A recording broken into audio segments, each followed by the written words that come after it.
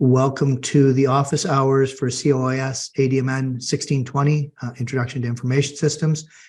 This is the office hours that I call module 4.1. It's the first office hours for the fourth module. Welcome back from reading week. I hope everyone had a productive and hopefully a bit restful reading week, and that you're ready to do the second half of all your courses for this semester, because things will go pretty fast from here on in. We are on module 4. There are only 6 modules in this course, so nothing super urgent in terms of deliverables this Friday from the course itself. I'm just looking through our module schedule here, but all the practices for all 3 chapters, 2 chapters and a tech guide, are due on Friday the 10th, as are the 3 quizzes, as is the discussion number 3. So I'm just going to go over a few sort of admin points here, bring everyone up to speed, or speak to the people maybe that watch this as a recording afterwards, and then I'll open the floor for questions. Feel free to jump in if there's a question that you have about something that I'm talking about at the time. Let's start with discussion 2. Just looking at my notes here. Discussion 2 is marked and has been released back to you. Just a little point. I got a few email asking me, concerned email saying, I did discussion 2, but I don't see it anywhere. When we mark the discussions, we release the marks all at the same time.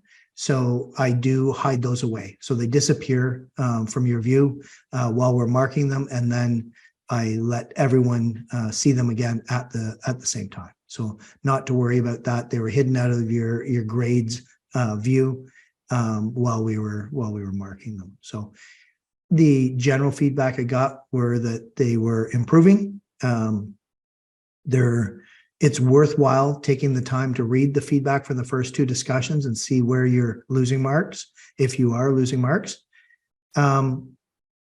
We will be doing a whole lot less detail in our feedback. In fact, we'll be doing almost no detail in our feedback for the next discussions. Experience has taught us that if people are not reading and responding to the feedback we do for the first 2 discussions, they're not likely to respond to the next ones. So you don't get feedback if you get a perfect score. Nope. So is that a hidden brag that you got a perfect score? I hope so. Fantastic. No, we don't. I mean, when I am marking them, and I don't mark all of them, I have workshop leaders that help a lot with that. I'll just do a well done or something like that for a perfect. Once in a while, I'll have a little comment there saying do this or do that, something that doesn't meet the threshold of losing a mark for, but that I think might help you in your journey. So sometimes there's a bit of feedback, but generally it's just a well done. So well done, Terry. Well done. Yeah, there won't be, it'll just be marks, and that doesn't mean that you can't ask about the marks moving forward. We'll be happy to take a look at them if needed, but I would implore you to look at the feedback for the first 2 so that you don't repeat the mistakes and we don't kind of cover ground that we've already covered. Typically, people get into a habit of doing whatever it is they do until they get pushed off that habit by feedback or whatever. So in other words, people are consistent. If they're not using 3 cited references, if they're doing 2, they'll continue to do that until they read the feedback saying that they need 3. So please do take some time, and unless you've got perfect marks, and go ahead and see what you can improve on. Typically in this course and other courses where I do discussions, a good percentage of people end up getting perfect as we've gotten through to the first couple discussions, because then they completely understand what the requirements are. And honestly, we don't mark these that hard. So do take the opportunity to get some good marks packed away on them. Okay. I will just spend 1 or 2 seconds talking about the mandatory course requirements, we have a mandatory course requirements quiz and an academic integrity module. If you haven't done those perfectly, submit them and had them marked, you will not be able to see the quizzes. If you don't understand this, that means, and I'll answer questions from anyone that's live here if you had questions about those. But for someone that's watching this, if you do not understand what the heck I'm talking about, watch the old office hours. I've gone over that in detail many, many times, and I'm not going to waste people's time that are here live or my own time to go over it again. So unless someone has a question about it that's here live, in which case I'll answer any question that's asked. The final exam. We will talk in depth about the final exam as we get a little closer in terms of details, but the date is released. It is Wednesday, April 19th at 7 p.m. I wrote that down, but I always like to look one last time. I would hate to tell people the wrong time. So yes, I see it's Wednesday, April 19th at 7 p.m. The location says the gym.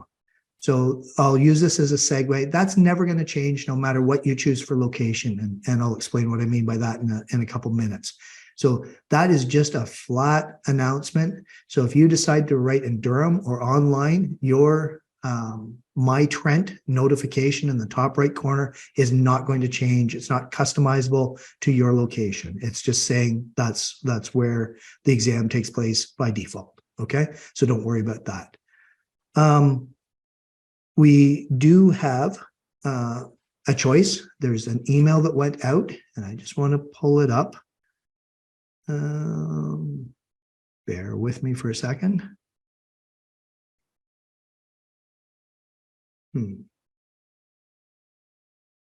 I did have it up here. That's interesting. Okay, an email went out in any case, and I am going to locate it again. That came that asked you to do certain things, and I am going to read it back just to make sure that I've gone over it. This is a sore point for lots of people. Sorry, guys, I did have this pulled up.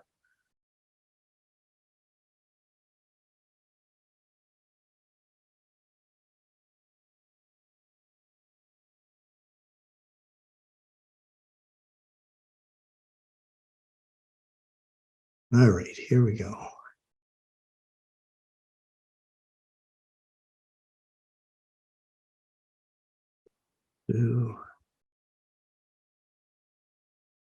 All right, sorry. So there's a customized email that came out, and sorry, I apologize for the delay there. I did have it up, and then I went to look at a different email, and I forgot to open it up. They have sent emails to every single student in this course, and they've said something like, we're writing to inform you that your online course, COIS1620, has a proctored final exam. You guys hopefully knew that. It's your responsibility to select the location of where you'd like to write this exam by no later than March 9th at 4 p.m. So that's a week Thursday at 4 p.m.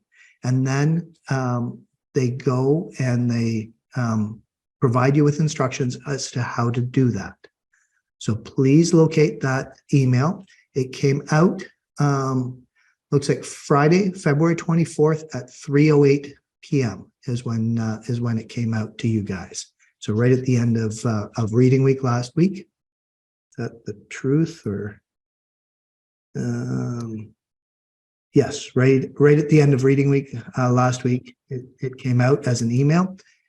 And you're going to choose between Peterborough in person, Durham in person, sometimes known as Oshawa in person, or online proctored. So if you don't make a choice, and you don't make a choice by March 9th at 4 p.m., you're going to be writing in Peterborough. That it does not matter whether you live in Italy, China, South America, Africa, wherever. If you don't make a choice, you're expected to be in Peterborough. Okay, that's the default. So presuming that you don't want to write in Peterborough, you need to make a choice. And I would ask you to go ahead and do that pretty much right away, maybe right after this session, or even while I'm talking, if you want to divide your attention that way, choose your location. If you are expecting that you're going to be traveling or something like that during the exam period and this specific exam, we don't accommodate your personal travel. We don't accommodate anything like that for final exams. You're expected to be available at all times. What you do have, though, is the option of writing online. Okay, so if you're writing online, you have a 24-hour period starting at that 7 p.m. on the 19th until 6:59 on the 20th, where you can schedule an exam. So if you were able to get somewhere with good internet and the equipment that you need and write online from wherever you are, that's certainly an option. So we use a service called Examity. That's the proctoring service that will watch you during the time that you write the exam. You need a working microphone, a working camera, and good internet. I always suggest to people, obviously a good computer or device of some sort as well. If you lose internet during a proctored online exam, you need to have a backup. That is not the school's problem. It's not my problem. We won't accommodate that. So I would suggest having a backup plan if I was going to do that. I would have an extra device available, perhaps, or know where I could get to one, so that if my laptop crashed and I couldn't get it to reboot, I would be running to that other location so that I could continue writing the exam. Again, your laptop or your equipment failure is not something that we're going to accommodate. Okay, you have to have, if you're choosing to write online, you have to have that equipment. You need a functioning computer or some sort of device. You need a functioning webcam, and you need a functioning microphone. Okay, so my advice, because I love to give advice, is if you have a choice, I would write in person. And I say that just because then if the lights went out in the gym for all the students that are writing there and you were forced to wait for half an hour in the dark or whatever, we would accommodate that because that's our physical location and that's our problem to deal with. So I would recommend that, but obviously it's your decision. So I'm sort of throwing out a bunch of different options and a bunch of different variables.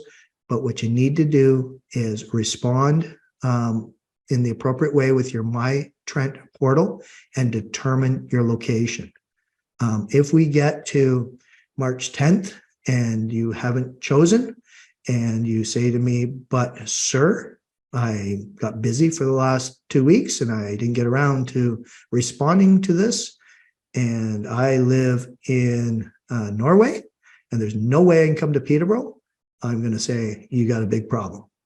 So I'm not, we have 300 and some odd students in this class. I have another 340 in another class. I have, I'm part of a 600 student class as well, but they don't have an exam. We don't have time to hold people's hands if they don't do what's required of them. So please, please, please, if you don't want to write in the gym in Peterborough, make your choice and do it quickly, please. Okay. I think that's all I wanted to say about scheduling your exam. The other thing that I do want to talk about, and it's never the most pleasant of topics, but we do need to address it. We have a course, I call it course drop. The actual term is course withdrawal date. Our course withdrawal date, as you can see in the syllabus, is a week from Friday, I believe. I'm just going to turn off my phone.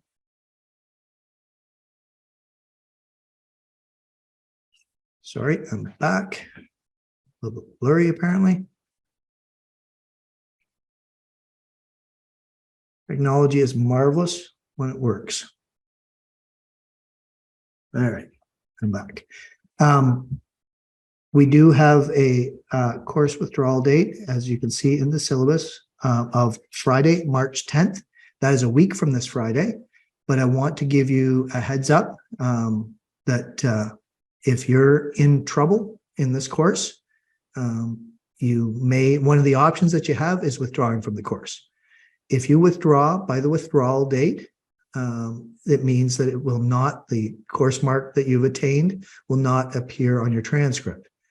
If you don't withdraw by Friday, March 10th, and you fail the course, or you do nothing else and you've got 2% in the course or whatever it may be, that's what's going to appear on your transcript. Okay. So that's a really, really important date. If you're close, consult with an academic advisor. They are the people to talk to. If say you're averaging about 50%, right now we've got 36 to 39% of the marks that are in. And I say that because it's 36 if you haven't done the practices for this week or for this module, excuse me, and up to 39% if you've done all three practice modules. So if you're sort of right up with the pace and you've done all three practice modules, you can look in your grade book and you will see your mark out of 39. Otherwise, it's out of 36. If you've done 2, it's out of 38, whatever. So your mark is out of 36. If you're cruising in with a 10 right now, there's lots of marks to pass the course, but maybe you need a 65 or a 70 or something like that in the course. You need to make a decision, and you can use the academic advisors to help you come to that decision, whether you're going to pull the parachute, get out of the course, come back and see me in the summer or some other time, or never see me again, whichever.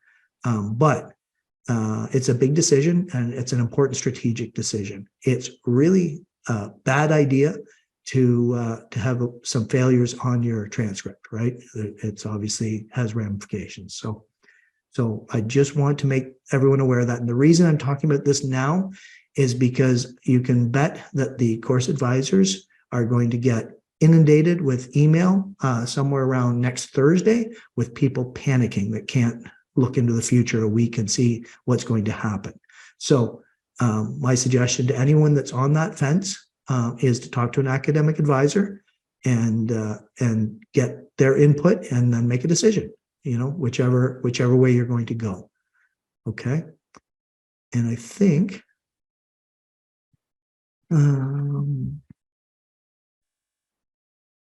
that's all I wanted to talk about. I'm going to address the questions that I see in the chat here. Just expanding my chat. Going to ask about okay. Can you please explain the format of the final exam? Nope, not going to deal with that right now. There's probably something in the syllabus that tells you some of the possibilities, but I will deal with that as we get closer to the final exam. Okay. It is, I believe, a 3-hour final exam. I can verify that for you. Final exam is 180 minutes, so that's 3 hours. It's based on all material in the course, and it will be a closed book proctored exam, no matter whether you do it in Peterborough, in Durham, or online. Okay. If I'm taking the exam in person, how does the exam work? Is it electronic, like on a computer? No, it's in paper. We do it old school. You get to work out those tiny muscles in your hands that you guys never use because you don't write like people did in the past, but it will be written. There will be a large portion of the exam that will be multiple choice / multiple answer / true false. So we'll be using those Scantron forms where you just color in one of the dots. There'll be a bunch of it, and then there'll be some short answers where you'll be writing out some answers to me. Any tips for retaining the information that we're reading? So studying for the exam isn't too terrible. So I guess my only comment about that is to take notes for yourself as you're going through. The expectation when you're preparing for a final exam is that you would go through the book again at least once. so that you would go through the book chapter by chapter as you're going through doing the course, and then you go through the entire book again before you write the exam. That would be the expectation. That's how I would prepare for it. I'd be paying attention in my quizzes to see, because you're going to see some of those questions again. And I would make whatever notes. I might listen to the lectures a couple times to make sure I was understanding what was going on. Many people, I understand competing time requirements and scarce resources and all that. Many people are probably doing the quizzes with the book open and they're just keyword searching. That's fine, but you're not going to be able to rely on that for the final. So you're going to want to have read the book, actually truly read the book in a concentrated, focused way, so that you can come up with the answers there. Okay. Any other questions or have I missed anything? I don't think I've missed anything. Any other questions for me? And you're welcome to jump on and ask it, through audio, video if you wish, or you can shoot me a private message or just a public message, whichever way you want to do it.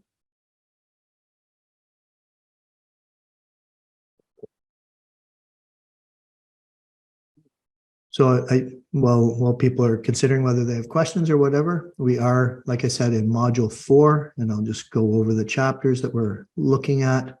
Module 4 is chapter 7, chapter 8, Tech Guide 3. So I've had some questions over the last couple of weeks. Are the tech guides optional? They're not optional. They are the same as every chapter. So if you're skipping tech guides because you don't think that I'm counting those marks, you may want to do the math. There are 17 total chapters that are being marked. So that is 13 chapters and 4 tech guides. So a tech guide, even though it's shorter, is worth as many marks as any chapter. Okay. So I don't do lectures on tech guides. I don't have pre-prepared lectures for them, but you are expected to read those 6 or 8 pages, whatever it is, and do the practice and the quiz on the tech guides as well. Okay, guys. So there's nothing due. There's nothing due this week. The stuff that's due within the course is due on Friday, March 10th. So next Friday. So we're just at the beginning of module 4, even though it was open over the reading week. But those admin things that you need to do, determining your exam location, making a choice there, and at least contemplating whether the course withdrawal date means anything to you. Those are things that you should be doing before next Friday. Okay. And specifically for the choice of location, I think it's Thursday at 4 p.m., March 9th at 4 p.m. that they asked you to have those responses in. Okay. So if you don't have questions, feel free to get on with your evening. Thanks for taking half an hour and spending it here. Hopefully this was helpful to you. If you want to talk to me privately, you can hang around. And if there's more than one person that hangs around, I'll put everyone in separate private rooms and I'll come around and talk to you. Otherwise, have a great evening and I'll talk to you in a week. Thanks, guys.